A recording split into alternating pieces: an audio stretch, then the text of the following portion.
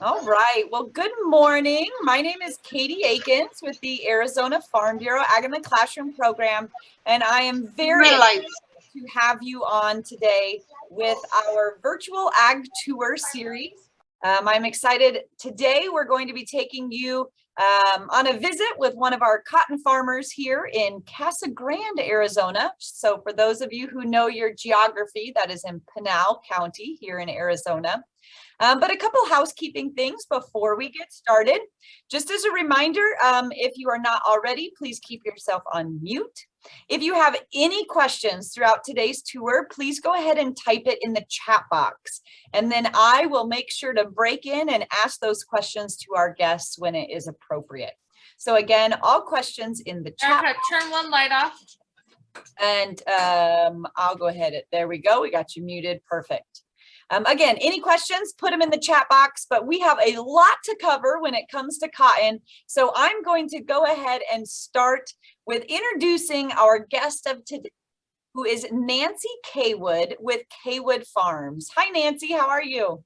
Hi, I'm doing great. How are you guys? Doing well. So happy that you could be with us this morning. Thank you for taking time out of your day to share what you and your family do. Welcome. I know cotton is always one of those loved crops here in Arizona, as it's one of our Arizona 5 Cs. So excited to hear what we have. So I'm going to let you take it from here. I will jump in when it's appropriate to get you the questions that are rolling in. Otherwise, it is your show, my friend. Looking forward to telling everybody about their cotton.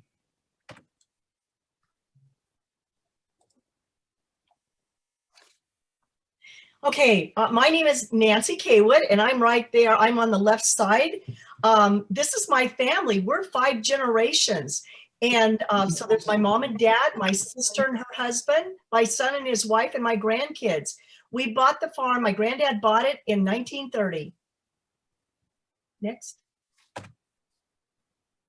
Here's my granddad out working his land. Look at that old tractor. Looks a lot different than it does today, doesn't it? Yep, there was no cane. This is me. I retired from the University of California, where I used to teach kids about farms, and the program was called Farm Smart. I retired, came home, and I'm doing it on our farm now. I'm loving it.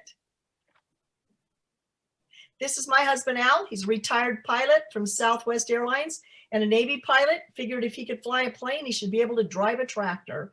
And he does pretty good. He also helps me with all my program props.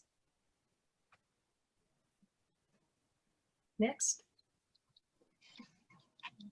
So we farm cotton and alfalfa on our farm, but we also decided to add education to our farm programs. And so we want people to be aware of agriculture so that it can be conserved, managed, and available for future generations. So we do farm tours. We have adults come out. We have kids come out. We just love doing farm tours.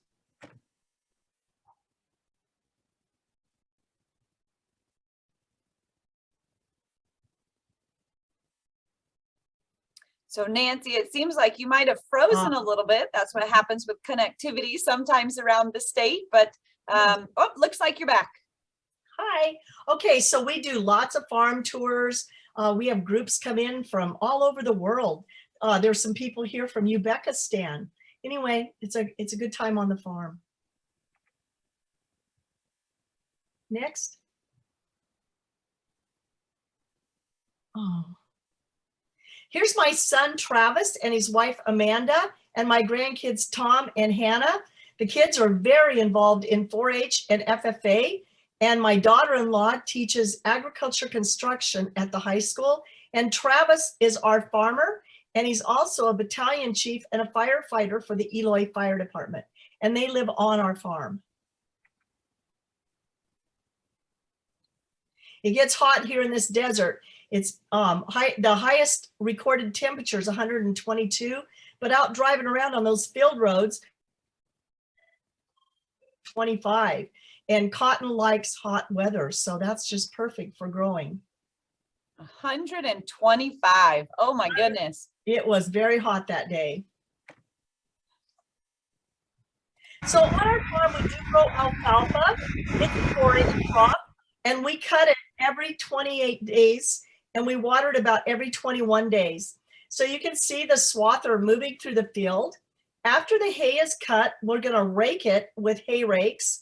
Then we're going to put it into what we call a windrow, where we're going to allow it to dry for a day or two before we bale it so it won't catch fire.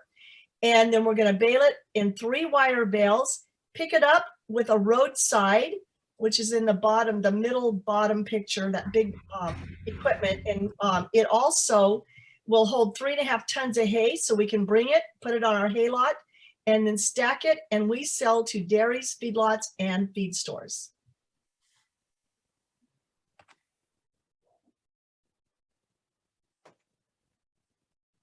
Hay smells so good after we cut it. Next. I think there's just a delay, Nancy. We're on the and we grow cotton slide.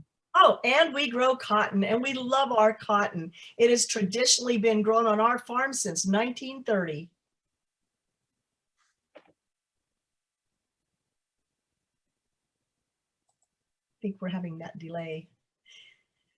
We use GMO cotton seed, and it has a bacteria in it that when the bollworms get up inside the cotton bolls and they eat it, then they get a bellyache and they die. And it's completely eradicated or gotten rid of all the pink bollworms. We don't have to worry about them anymore. Our GMO seed is very important because we don't spray so many chemicals on the cotton. This is a cotton boll. It could open up and have cotton and seed in it, but this little worm is called a pink bollworm, and they just really grief to the farmers because they get up in these bowls and just eat them up. And we're not going to get any cotton t-shirts out of those. So Nancy, how does it work that the GMO cotton eliminates this from, or helps in eliminating this from happening? Okay, so technology is so fantastic that they've worked on putting a bacteria, and it's called Bacillus thuringiensis, into the germplasm of seed. Then when the bollworm gets up in there and it eats that seed, it gets a bellyache and it dies. It is because of this program the bollworm has been eradicated. Very cool. Isn't that awesome? So this rainbow just means a lot to me. I took this picture going over to El Centro one day thinking, oh, I wish those clouds would just bring us some rain. We're in a drought and we need rain. And we want that rainbow to be filled not only with gold, but with water, and come and dump it on our farm. Put it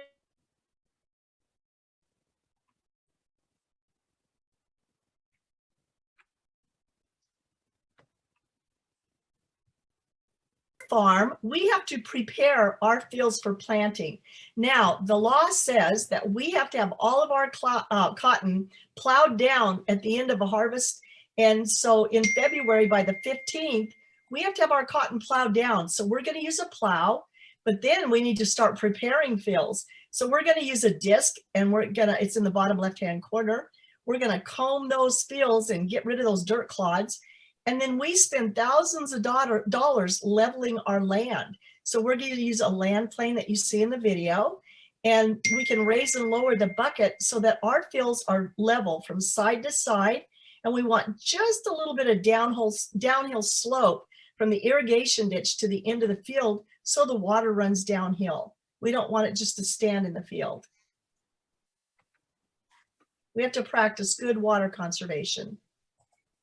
So if our fields are dead level from side to side with that slight slope, then our water is going to run even field, and we'll have it get out at the same time. We buy our cotton seed in bags, and we're going to pay $445 for 1 sack of seed. 1 sack will seed 4 acres of land, and we're going to pay $445 because we have to pay for the technology. So that would be the Bacillus thuringiensis or the BT GMO cotton. We're paying for that technology, which helps us in the long run because we don't use so many sprays and get better yields. So cotton seed is about 1/2 inch in size. You can see it on the ruler. The brown seed we prefer not to use. We like to use the blue seed because it has a coating on it of fungicide and pesticide. So it won't get bugs and it won't get like a fungus when it's trying to grow. So just say somebody gives you a cantaloupe and said, this is the best cantaloupe you'll ever eat. So you think, what does it take to grow it? Soil, sun, water, and air. How deep do you plant it? Put 3 seeds on the end of a ruler and measure that distance. And that's how deep you would plant seed. And it works. Radish seed would be about 1/8 of an inch. Cotton seed would be about 1.5 inches. Watermelon, probably about the same. So give it a try. Try some growing in some pots, some container gardens, or in your yard. Nancy, I love it. You are such an educator, always teaching as you're going. But I know this is going to be a trick that a lot of our folks who are doing school gardens will use, because that is a question that we get a lot, is how deep are these supposed to be and how far apart are these? So this is a really cool trick that they'll be able to use in their classrooms with their students. Very cool. Oh, I like that idea. Yeah, a lot of times the print is so fine on the package, you can't read it. So that's a good rule of thumb. We need to make rows in our cotton where we're going to plant our cotton. So we're going to use a lister. It's got blades and it's going to make a trench. And that's where the water will run. We're going to plant the seed on the mound. Now it's getting exciting. It's getting cotton planting time. So in March, when the weather warms up, we're going to measure the soil temperatures. When it's 60 degrees at 8 o'clock in the morning for several mornings, we know it's now time to plant cotton. So we're going to pre-irrigate the field by running water down the rows. Sounds like a waste of water, but it's not. That's our first watering, and the seeds won't germinate, or they'll go ahead and germinate and not wash out during the first irrigation. Here's my mom and dad, and they're just so proudly opening up that first bag of cottonseed on planting day, and you can count on a barbecue at the end of the day. Celebration time. Here's my son, and he's setting our planter to put 2 to 3 seeds in a hole at 2.5 inches deep, and we'll figure out how fast to drive the tractor. So learn your math now, because in algebra you'll learn formulas, and he has to figure out how to fast to drive the tractor to put the seed in at every 6 inches. Here he is out on that tractor, running the planter. It's drilling the seed in at 2 inches deep. The chains that are dragging behind cover up the soil, the seed with soil, and then there's little blades on the back of it that are opening up the soil to aerate it. It will not disturb the seed. That is super cool to see. Something a lot of people don't get to check out. Nice video. Thank you. What's going on here, Nancy? I don't know. I've got a delay. So, okay, here we go. Look at that beautiful planter. And you can see that the soil is still moist. And oh, look at my parent, and Al and my grandkids and Travis. They're digging, looking to make sure the seed is in the ground, that the planter is doing its job in dispensing the seed. Now, I imagine you don't do that through the whole field. Maybe you just take a little section and make sure it's going right and then cover those seeds back up. We usually do it every time we fill the planter with seed, just to make sure it's doing its job. So we don't do it all through the field, just when we put new seed in there.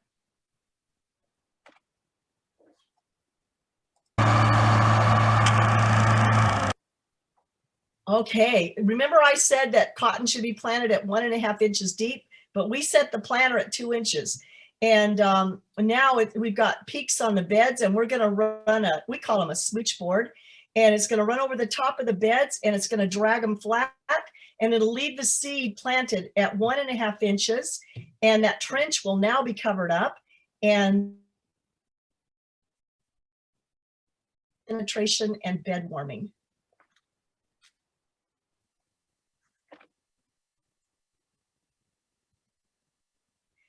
Now it's getting exciting. Look at those little green lines. That's cottonseed coming up, and there's a baby cotton plant right there.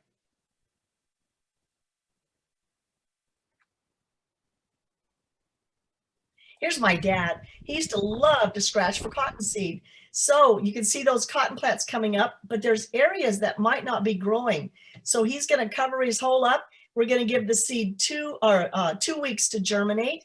If it doesn't do so, we're just going to replant in the areas that need to be replanted, not the whole field. It'll cost us too much money.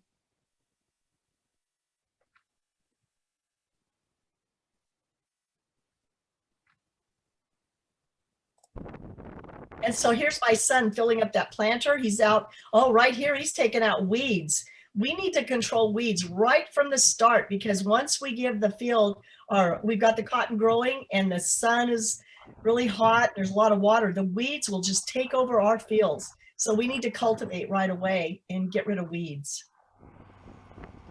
How many times would you have to do that through your season, Nancy? Usually 2 to 3 times.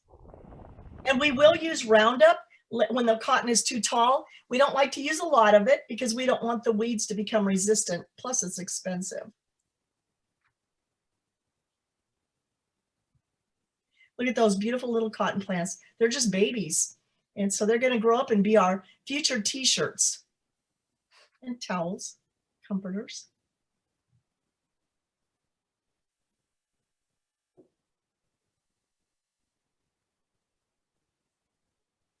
Okay, here we go. Look at this water. We water cotton about every 10 days. And over the course, we're going to give it about 4 acre-feet of water. You can also think about 48 inches. It's going to cost us $50 an acre-foot for water. So if we have to have 4 acre-feet, how much would that be? 4 times 50, $200 to water every acre of cotton in the summer. And Nancy, can you explain what type of irrigation this is and why it's what you guys used? Yes, we use furrow irrigation because our water comes from San Carlos Dam or Coolidge Dam, San Carlos Lake, and it runs down dirt canals. And by the time it reaches us, it's full of silt. And if we use drip or sprinkler, it would jam up the filters. So we have to flood irrigate with this type of water. So here's my son. He's releasing water out of our main canal. He calls our sand harrows, and those guys are the guys that control the water along the ditch, and they tell us when we can have our water. So he's opening the gate, allowing the water to flow in a lateral canal, and that will bring it to our farm. So here it is on our farm. Look at how muddy that water looks. And so that's why we cannot use sprinklers or drip systems. It's very silty, and all we do is pull a gate open and allow it to flow into our fields. And that's why it's very important that you do that leveling at the beginning of the season so the water travels how it should. Yes? Yes, absolutely. We want to level our fields so that we use our water most efficiently. Every drop of water counts. Look at that beautiful cotton. And here's my son. He's pulling tumbleweeds out of the ditch. Sounds like a crazy idea, but the reason we do that is because we don't want it to jam up those ports in the ditch, the holes where we let the water out, because first of all, the ditch would overflow. And the next reason is because the water won't go out into the field all at the same time, and our irrigation won't be very efficient. So we need to practice the best water conservation, and pulling out the tumbleweeds is very important. Here we are, pulling ports and opening. Travis is opening them. I am showing people how to start a siphon. When I taught agriculture in El Centro, we could teach them young and young at heart, and everybody thought it was fun. Of course, if you're a true irrigator, they're a lot of work. I've definitely tried that siphon too, trying to get them going, and it is a lot more difficult than you think that it is. So I love those irrigators who can walk the ditch and start one every second, because I definitely could not do that. It's hard, back-breaking work. So we have to put nitrogen on our crops because they need it, and cotton uses a lot of nitrogen. Now, we used to pay $60 an acre, and I left that in there because the prices of nitrogen are going to go really high So we just bought a tank and a whole bunch of nitrogen to hopefully last us through, and maybe the prices will go down again.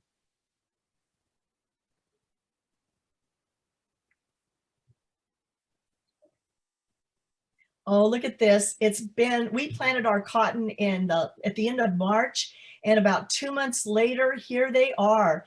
And so on the left side of my left side of the screen is a little tiny bud. We call those squares. They're going to open up into a beautiful yellow flower. That's going to turn purple. Then it's going to shrivel up and it's going to fall off the plant. These are self-pollinating, so they don't need bees. And it takes about 1 week for it to go from the square stage to the flower that's falling off, and cotton will bloom all summer long. And when the little purple flower shrivels up and falls off, underneath it's going to be a tiny, tiny little cotton boll that's about the size of your fingernail, the baby fingernail, and it's going to be full of seed and full of fiber. And this is eventually going to be your shirts, because what this is going to do is grow and grow and grow all summer. And you'll see the bowl on the right side of the screen. Finally, it will become so big, and there will be so much cotton and seed in there. There's going to be anywhere between 16 and 30 seeds in a bowl. And when it opens up, it's going to be just a beautiful bowl of cotton. Just look at that. It's just soft and white, fuzzy. There's your future sheets, towels, and t-shirts. Now, remember those weeds. We're cultivating again. And the cotton's a little taller now, as you can see, but we want to get the weeds out. We've got to control them. Otherwise, it's going to be too hard to pick the cotton. And so we cultivate again. When we can't get a tractor in there any longer, we will use Roundup. A question, Nancy. So it looks like from the video that the machinery is mostly over the crop, but it does hit the top of the plants. Does that disturb the growth of the plant at all, having the machinery kind of rake over the top there, or is it okay? It's okay. It's fine. It may not knock off a few bolls, but it usually doesn't. And no, it's more important to get the weeds out of there. But once again, once that's too tall, then we will use Roundup. Another great question. How many bowls can you get on a plant? Okay, you can get up to 60 bowls. The more bowls, the more profit we make, the more t-shirts we're going to get. So around 60. Wow.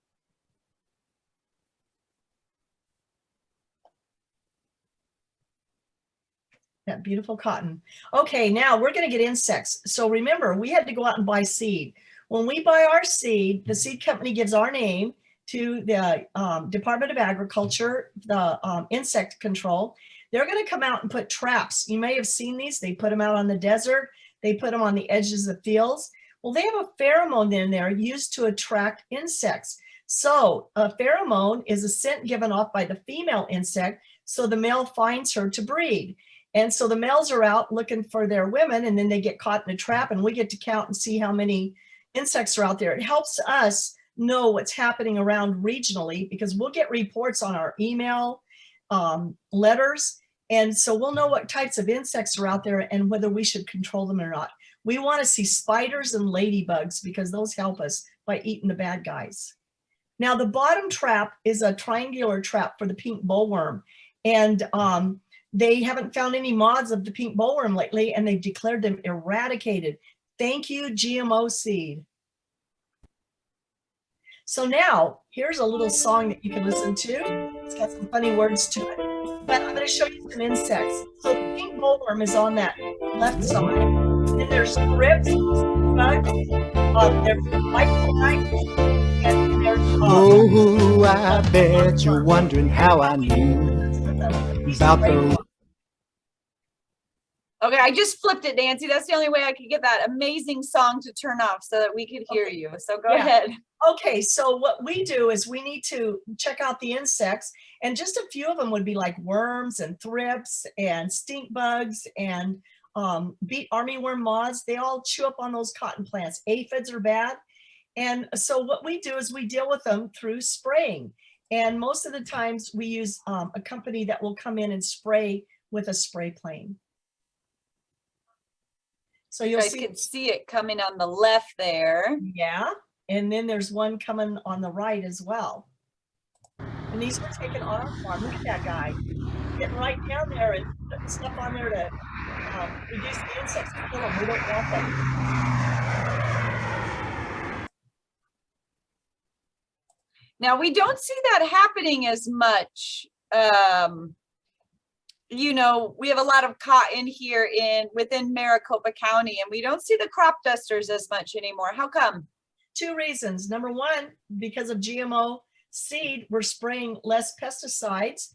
And the other one is a lot of times in housing areas, they will use ground spray rigs so that it's not in the air. There's no drift.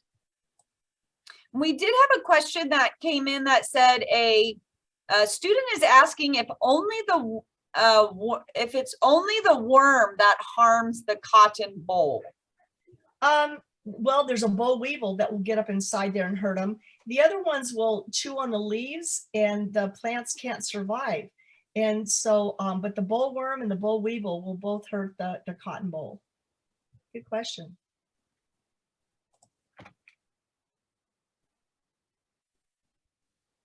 Look at that beautiful cotton. It's in August and those green bolls are starting to open up and we're going to see a lot of cotton on those plants. The more, the better. We're going to bring our cotton picker in and we're going to service it. We need to get it ready to be out in the field and we don't want any breakdowns. We're going to bring that big red thing in there. That's called a module builder, and it's going to pack the cotton in 15,000-pound modules like you see in the corner. We just want to make sure everything is working and serviced. Before we had cotton pickers, people used to have to pick cotton by hand, and it was brutal because the cotton boll opens up and it's now nature's boll holder to hold the cotton in, but it becomes dry and very, very sharp. And people were picking by the pound, so they were picking as fast as they could. They would latch onto the cotton, and many times they would get cuts on their hands and get infections. They would weigh the cotton on scales and then put it in trailers. I actually have the cotton scales that came off of our farm when my grandfather used to use them to weigh cotton with. Very cool piece of history. Yes. Then the first cotton picker came out in 1950, and my dad and his cousin went and looked at one and said, that'll never fly, but they owned one by the next year. And they had to put their cotton in trailers to take it to the gin because you don't want to drive your cotton picker to the gin and you have to have it contained. So they put it in trailers. Then somebody decided they were real smart. They invented a module builder in the 1970s at Texas A&M University, and that would pack 15,000 pounds of cotton. Now, today, they're reducing the use of module builders with a cotton picker that will pack the cotton in round modules, and these modules weigh about 7,500 pounds.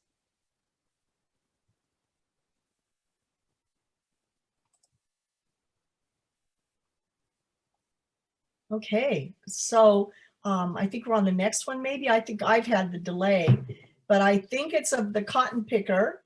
Am I correct?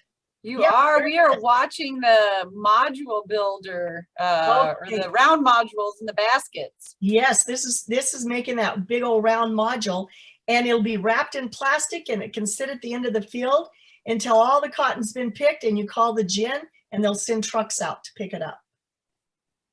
And if people can't read that quickly, one of the things that I find very interesting is that you show that these 6-row cotton pickers are about $600,000. Yeah, I think they've gone up now. And the more things you have put in a cab, the higher the expense is as well. And so as prices come down on used one, more and more farmers will own them. Right now, many times it's custom harvesting services that will come in and pick your cotton. Look at the size of that. And I heard there's even a bigger one getting ready to come out. Saw a picture of it. Was it green or red? It was green. Yeah. So look at those round modules. If I were to stand up next to one, it would be a lot taller than I am. And so, but they're 7.5 feet in diameter. And after the seed is removed and the fiber is cleaned, you're going to get about 3.8 bales of cotton out of them. And that would weigh 500 pounds each. Okay, I think we're on the next one maybe. Yeah, oh, look at our cotton. This is late August, early September. And we want to think about picking the cotton. So we're going to stress it by just turning the water off, and all those pretty green leaves will now shrivel up, and more cotton bolls will see the sun and hopefully go ahead and open up.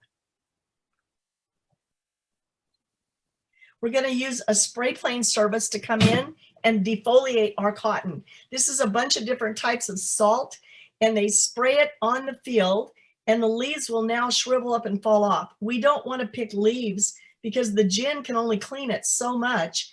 And so we want to defoliate it, get rid of the leaves, and then wait a good amount of time before we pick it. We get a grade on cotton, and the cotton grades will come back high if we wait a long time between defoliation and picking.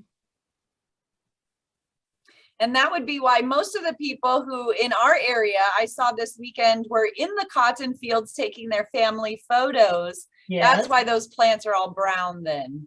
Right, they've been defoliated. And so now, instead of those green leaves, you're seeing that beautiful white cotton. We've had a lot of calls for pictures as well. Look at this cotton picker. It's going through the field, and it's a smaller picker. It's picking 2 rows at a time. Looking straight at the picture, you can see where the field has been picked, and you can see that there's a lot of cotton out there to be picked. So this is our Arizona snow. Going to pick it out of the field. It's going to be blown into that basket as it passes by.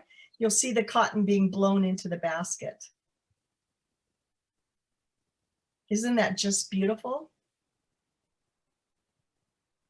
Look at that cotton.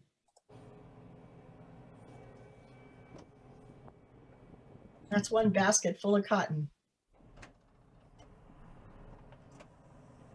Now I want you to see what it was like to ride in a cotton picker. So here we are. This is my son driving it. I'm sitting there taking the videos, and we're going to drop the heads and start out in the field by picking the cotton. This will pick 2 rows at a time. So Travis and I, that's my son, we kind of bantered back and forth and named all the products from cotton and its byproducts from the seed. Now we're putting the cotton into the module builder. So at the end of the field, we have a module builder parked, and we raise the basket up and dump the cotton right into the module builder. Here goes.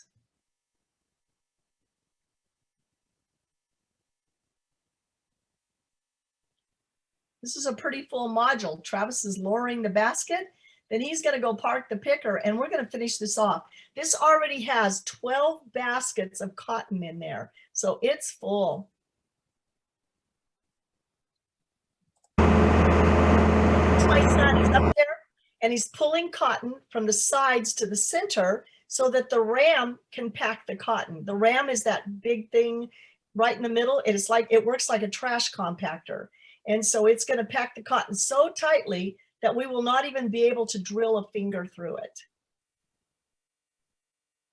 And that's how those modules get to be 15,000 pounds. Yes, it is. We start running that ram when the cotton is about 3 feet high in the module builder.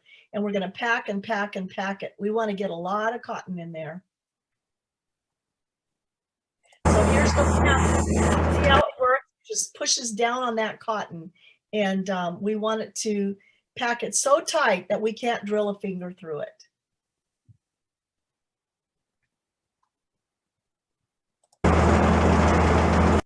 And so my son needs to look over his cotton and make sure that it looks like it's not going to fall apart, because that's going to weigh 15,000 pounds, and we're going to pull the module builder off of the cotton, and we don't want that to fall apart as we're doing that.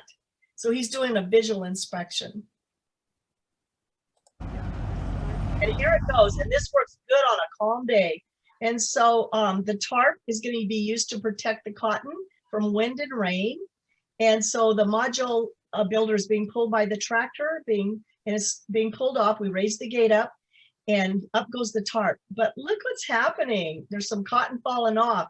That shouldn't happen. This was a new module builder to my son, and he didn't measure the gate, and they're not all created the same. They're not all the same height. And so we ended up having to rake that up. My grandkids called it child labor, but they had to rake it up and put it back into the cotton picker. I'm sure he figured that out really quick and that didn't happen again. It did not happen again. He just couldn't believe that. My dad had mentioned, you might want to measure the gate. Oh, they're all standard, but they weren't.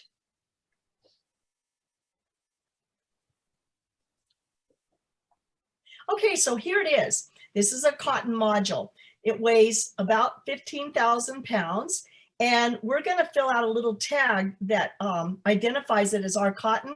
But if the wind blows the tag away, we want our name spray painted on there and the module ticket number. If you look at this module, it weighs about 15,000 pounds.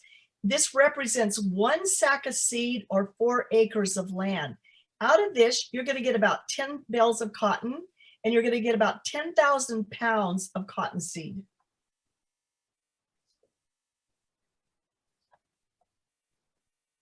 So we're done picking the cotton. We're going to call the cotton gin and say, hey, we're done. We need the trucks to come out and start picking it up. So they will send trucks out and they will pick up all of our modules. And it doesn't take long to load it on a truck. The trucks have pulleys and chains. They hook onto the cotton, pull it right up onto the truck. And then off to the gin it goes. At the gin, they're going to remove the seed and clean the fiber. They don't clean the fiber with water. They use hot air. And so they're going to take all the seed out, clean the fiber, and then pack it into 500-pound bales of cotton where we can sell it to the mills. So up goes the cotton. And off to the gin to be cleaned. So now at the gin, we have to have our cotton weighed. This module 20068 that you saw weighed 16,100 pounds. And it was grown on our farm. And then it has information on the truck and the driver. But that commodity number is very important because it tells us that this was upland cotton. There's 2 kinds of cotton. There's upland and there's Egyptian. Pima cotton, well, Egyptian cotton, the first place ever grown in Arizona was near the town of Pima, Arizona. So it's also known as Pima cotton. And that commodity number tells us which one it is. This was the driver of the truck, and his name is Chris, and the weighmaster is Sandy. And the first thing the truck does after it leaves our farm is it goes over some scales where they can weigh it. So we know how much cotton we've got in the gin and what to expect back, and we have money. We have to keep track of our cotton. So the cotton is being loaded onto the gin yard, and it can wait several weeks before it's our turn to be ginned. So they'll put one module or one farm together, another farm, and they'll gin one farm at a time so they can keep track of the yield, how much cotton we grew, how many bales we're going to get. Now, I know I asked you this question personally, but I know it's a question that many people have. So there's different colors on the different tarps. Are those assigned to different farms or farmers? Do you have to supply all of the tarps, or where do the tarps come from? First of all, the tarps are reusable. The gin owns the tarps. And so when they take them off the modules for ginning, they roll them up and put them in a pile. And colors don't matter. I guess my son just decided to use yellow that year, so we had all yellow. But most of the people just go grab the first tarp that's easiest to get to. So color does not matter at our gin. Oh, look at this. Cottonseed is so important. And we don't grow our own seed because it has to go through technology before we can get it. So we buy through a seed company. The gin is given the seed, and that pays for our ginning cost. Now, David Wesson with the Wesson Oil Company learned that if you press that seed, you're going to get oil out of it. The very first product ever made out of cottonseed oil was Crisco shortening, and it stands for crystallized cottonseed oil. And then there's ivory soap, the soap that floats. It also has cottonseed oil in it. Did you know ding dongs and Twinkies have cottonseed oil in them? But if you're at the store, read the labels. It's always fun to look and see what's in your products that you eat. So read the labels and you'll find that a lot of products have cottonseed oil in them. This peanut butter had it. The picnic chips, it has cottonseed oil. You can find it in salad dressing, ice cream, chips, cookies, soaps, hand lotions. Many things contain it. As I said, the next time you eat a Twinkie or a Ding Dong, you're eating something with cottonseed oil in it. And there I see we've got more math. It takes about 7 pounds of cottonseed to press just 1 pound of oil. Yeah, that's a lot of seeds. And to get a gallon of it, you're going to need 60 pounds of seed. Wow. Cattle love to eat seed. Cottonseed is good for them, even though it has little tiny fibers on the end of it. The cattle like to eat cottonseed. So I'm going to say something. I'm going to say that cottonseed is milk chocolate in the making, because we're going to feed that seed to dairy cows. They're going to give us milk and we're going to make chocolate. What a deal. Now, Nancy, one of the things that I'm sure is running through people's minds, right, is cattle can eat cottonseed, but should people eat cottonseed? Well, first of all, the seed has some little tiny fibers on it, and I think it would give you a very big bellyache to do that. So it's better to let the cattle eat it, and then we can get what they give us.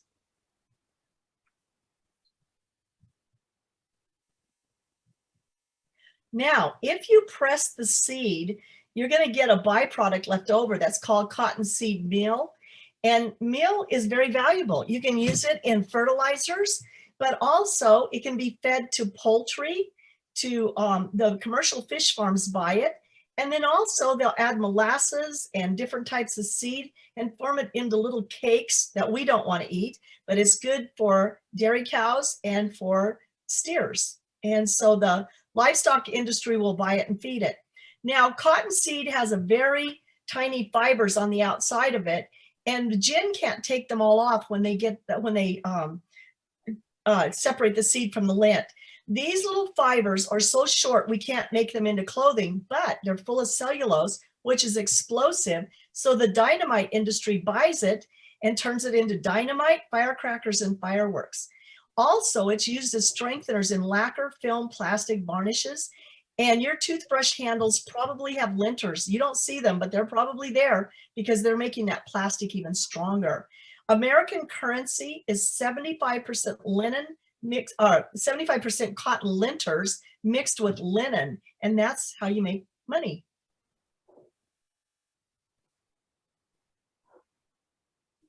So now we're done. Or let's see, we want to get rid of our ground cotton. We want to gin it. So what we're going to do, you can see on the left the field that's ready to pick, and then you can see cotton that's been picked one time.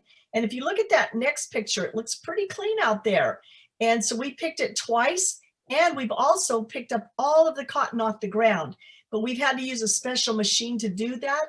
It's called a cotton rood. It's pulled behind a tractor, and it goes through the field, and it has belts in there that pinch the cotton that's on the ground, puts it into the basket of the rood, and then we take it to the gin.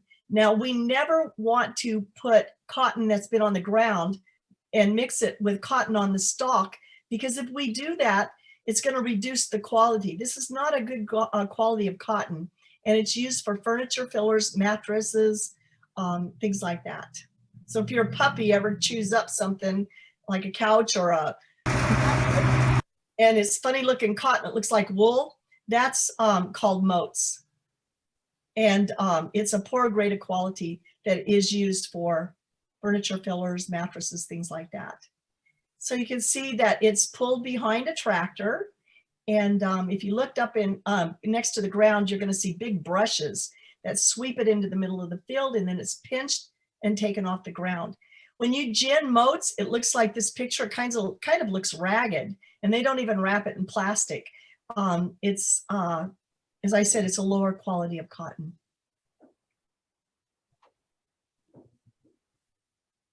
So now we're done, and we need to shred our cotton stalks, and so that we can eventually get them back in the ground. So we're going to use a shredder, and it's going to look like a lot of cotton out there that's wasted, but we tried to get it. We tried picking it. We've taken it off the ground, but there is going to be some loss. And so it's going to have to stay out in the field. So we're going to use the stalk cutter.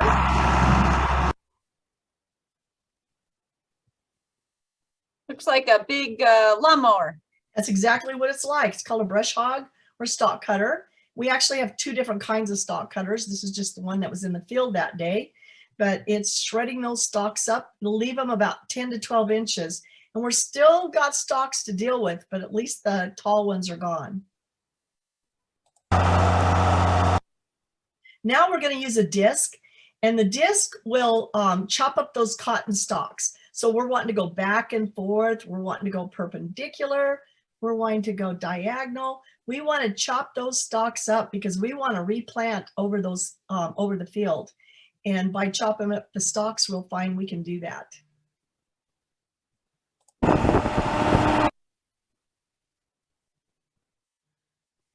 So now the last thing that we're going to do is plow our cotton down. We are required by the state of Arizona to have our cotton dead down under, detached, and destructed by February 15th. This is for insect control. So we are required to do this. And this is a great program because if we get the cotton out of the ground and we don't plant anything for 15 days, that's what we're told to do, then we can reduce the summertime insects. So what happens is there won't be a house for them or food for them, and a lot of them can't survive. And so in the summertime, we won't have as many insects. So this is a great program.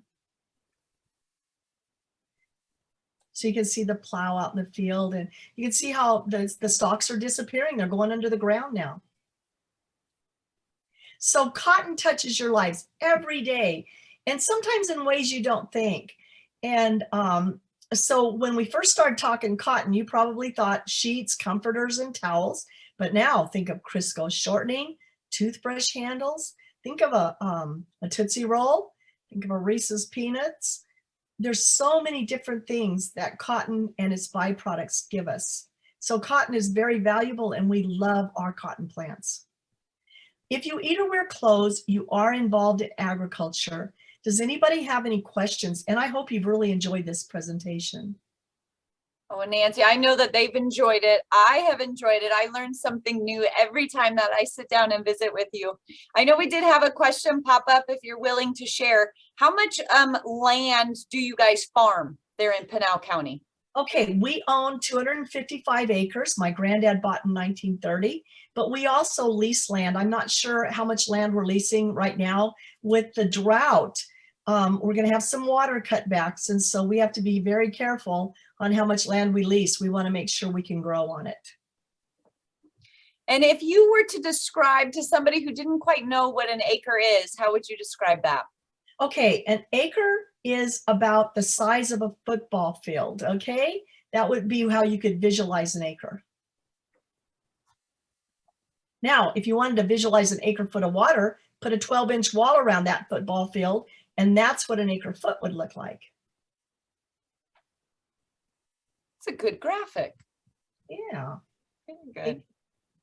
Okay, so along with the how much land do you have, Nancy? This is all the kids want to know. How many tractors do you have? Well, we use 2 tractors. We have 2 John Deere tractors, but we have a lot. We have a Massey Harris tractor that I'm standing by. That's an old one. That was born in 1953, the same year I was born in. And we just use it to pull wagons. And we have a Massey Ferguson as well to pull wagons and to discard or to flatten our roads with. So we scrape our roads with a smaller tractor.